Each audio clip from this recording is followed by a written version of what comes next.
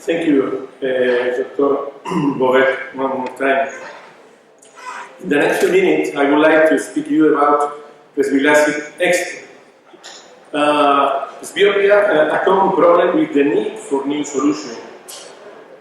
Depth of field necessary to compensate presbyopia involves hyperprolate cornea.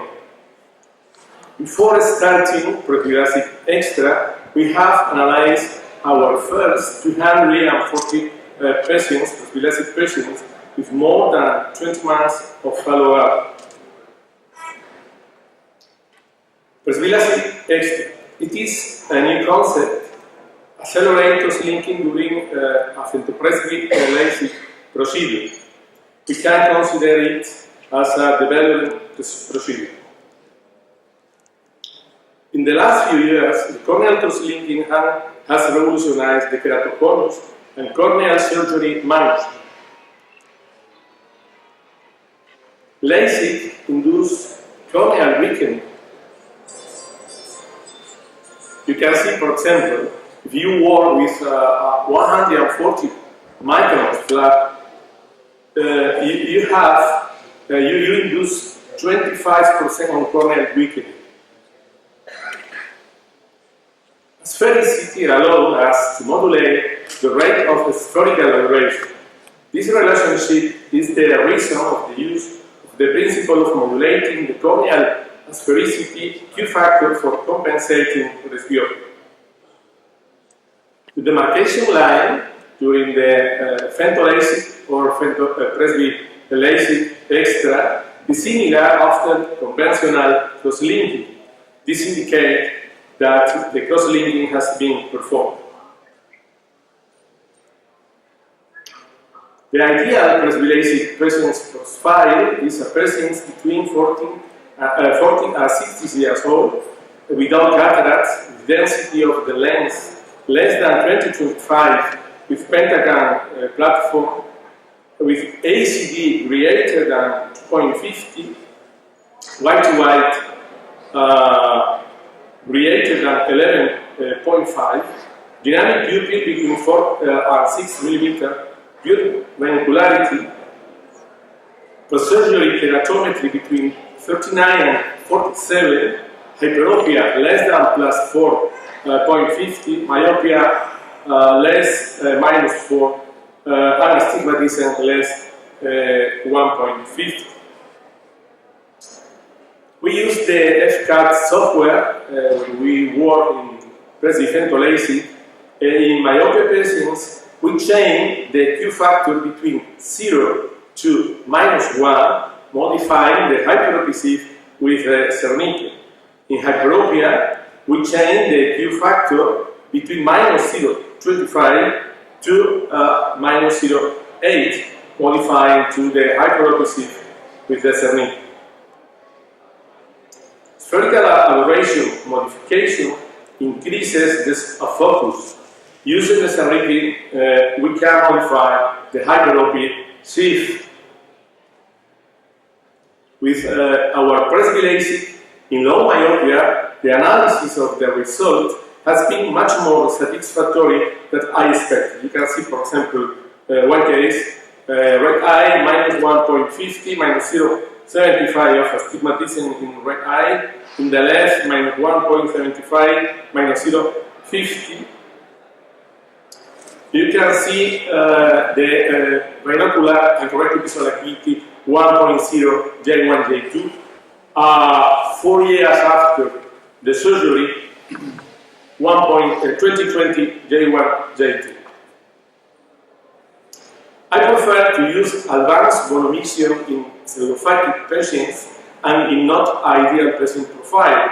In the dominant eye, I prefer metropia. In the non-dominant eye, low myopia. And normally, we prefer between 43 and 47 years old. -0.75 of low myopia are between 47 and 52 years old, -1.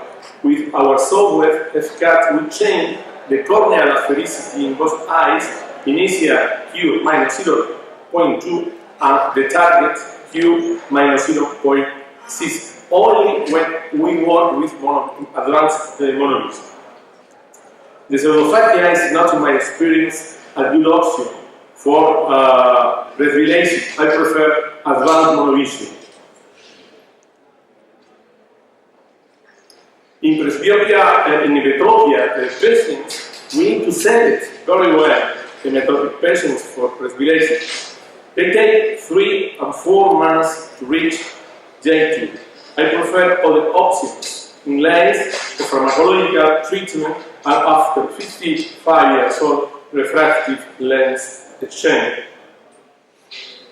Indication: atopic dermatitis, severe ocular allergy, keratoconus family history, thin corneas less 520 microns, hyperopia, greater +2.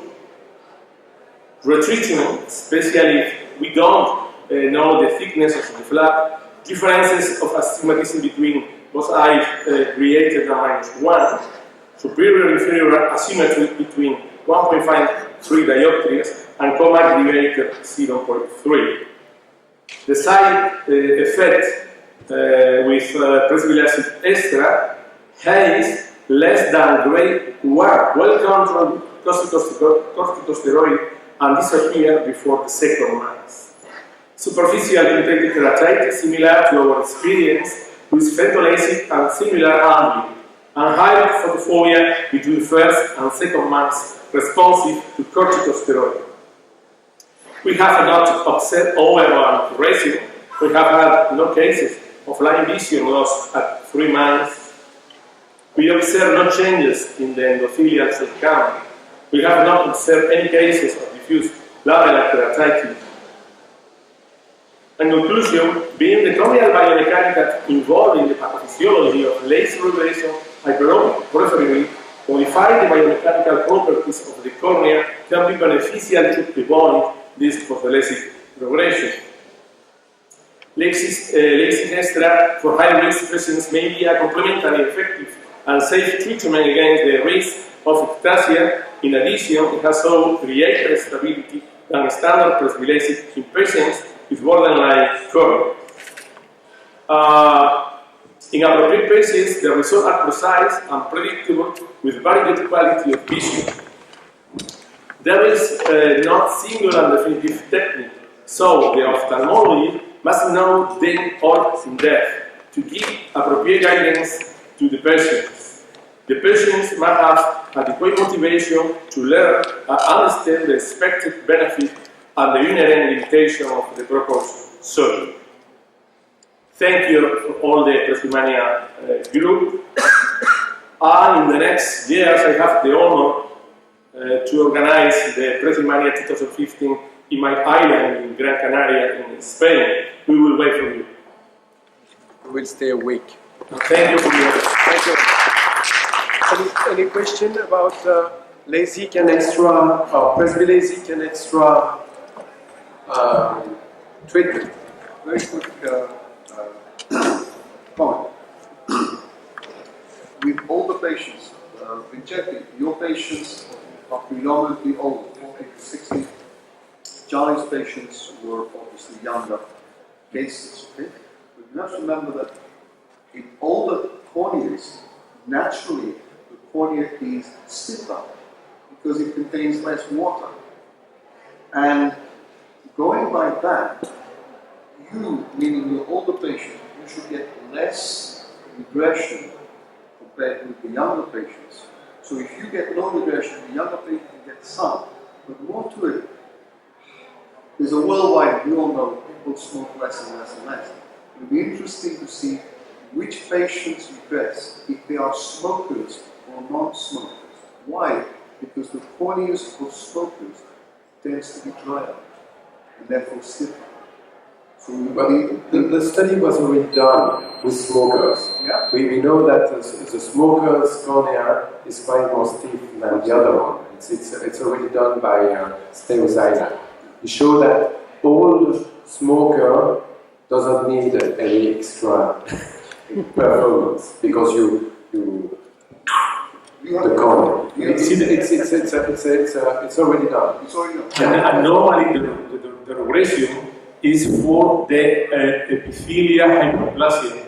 And we can modify the epithelial hyperplasia with the extra treatment. I have two questions. When you put that only for 1 minute, like you said, Charlie, how deep will be the riboflavin deep inside the cornea? We know that? How much deep they will come in just 1 minute? You just suck the cornea for 1 minute. Do you have any system to know that all the cornea is full of riboflavin, or it's just a little liar? You understand what I mean? Yes. Because it's stronger riboflavin, she cuts down very quickly. So sometimes we are looking where is it, but normally it's about 30 microns, about 200 microns. 200 microns. In my experience, you need a special riboflavin, the Presbylasik XTRA. When you use riboflavin XTRA the first time, because you in the procedure you see the riboflavin in the cornea. 2 weeks, 3 weeks after the procedure, the demarcation line you can see between 200 microns and 220. But for the biomechanical, you need only, this is okay, because you need only the first 3. The biomechanical, the 65% is only in the first 3 of the fin of the cornea. Thank you very much.